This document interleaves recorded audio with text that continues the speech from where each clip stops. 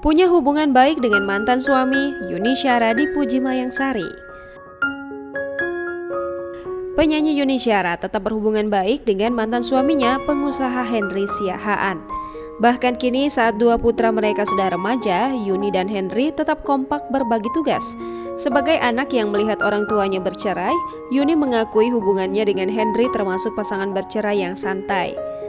Mayangsari sepakat dengan ucapan Yuni. Menurutnya Yuni adalah sosok wanita yang hebat. Mayang menilai Yuni yang berstatus orang tua tunggal tetap bisa mengatur keluarga kecilnya dengan baik. Tidak itu saja, Yuni juga bisa menjaga hubungan baik dengan mantan suami.